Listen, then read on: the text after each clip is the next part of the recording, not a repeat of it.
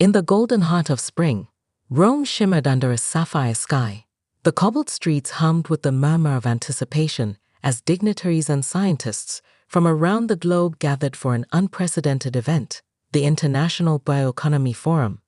The buzz wasn't just for the forum itself, but for a singularly radiant guest whose presence had turned heads across continents, the radiant king of Solaria. Solaria, a mythical kingdom whispered about in both scientific and spiritual circles, was ruled by a king whose charisma rivaled the sun itself. Stories told of his emerald robes woven from solar threads and a crown that glowed with the energy of the earth.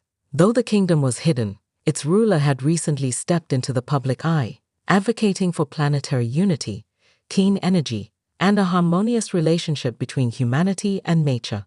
On this particular day, the radiant king was to meet with bioeconomy experts at Rome's historic Villa Borghese Gardens, a location chosen not just for its beauty, but for its symbolism.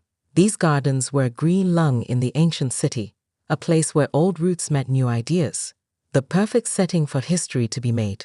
A royal arrival. A soft breeze swept through the cypress trees as a shimmering golden carriage, sleek and solar-powered, glided up the garden's private path. As it came to a stop, the doors unfolded like the petals of a sunflower. The radiant king stepped out, tall, regal, and glowing in attire that shimmered with threads of light. Birds chirped louder as if cheering his arrival. Please subscribe to my YouTube channel. The scientists and officials, already gathered under a canopy of ancient trees, paused. Some bowed, others clapped. The air itself seemed to brighten as he approached, carrying the warmth of his homeland. Dr. Elena Rossi, a leading bioeconomy researcher from Italy, extended her hand. Your Majesty, welcome to Rome. We are honored. The king took her hand gently. The honor is mine, Dr. Rossi. It is not often that minds of such wisdom and hearts of such courage gather in one place. Conversations in the garden. The gathering wasn't just ceremonial. Under the shade of olive trees, the radiant king joined a roundtable discussion with international bioeconomy leaders. These were the people pioneering sustainable agriculture, biodegradable plastics, carbon-neutral fuels, and synthetic biology innovations that could heal the earth. I have studied your work, the king said, addressing the scientists. You shape the invisible web that ties Earth's future to its present. In Solaria, we call this the golden thread. Professor Malik from Kenya nodded. We call it umoja, unity. The idea that economy and ecology are not separate, but one. The king smiled. Different names, one truth. Their discussions moved from bio-based industries to ethical sourcing, from forest preservation to ocean regeneration. The king listened intently, sometimes offering Solarian insights, like how his kingdom cultivated living cities that grew their own walls from engineered vines, or how his people use fungi to heal polluted soils. There is no waste in Solaria, he explained. Even the fallen leaf becomes a library of life, read by worms and turned into wisdom for the roots. The ceremony of the seed. As the sun reached its zenith, the radiant king stood and beckoned to a royal steward, who presented him with a curious object, a crystal sphere glowing faintly green. This, the king announced, is the heart seed of Solaria, a gift from my kingdom to your world. It is not just a tree. It is a living archive of ecosystems, encoded with genetic memory to adapt and support life wherever it grows. Gasps echoed through the crowd. The heart seed was legendary, whispered about in ecological circles but never before seen. Please subscribe to my YouTube channel. With great care, the radiant king walked to a prepared patch of earth in the center of the gardens. The soil had been specially nourished, and a circle of children from local schools stood nearby, each holding small potted plants to join the ceremonial grove. He knelt, the golden fabric of his robe flowing like sunlight over the ground, and pressed the heart seed into the earth. For a moment, silence.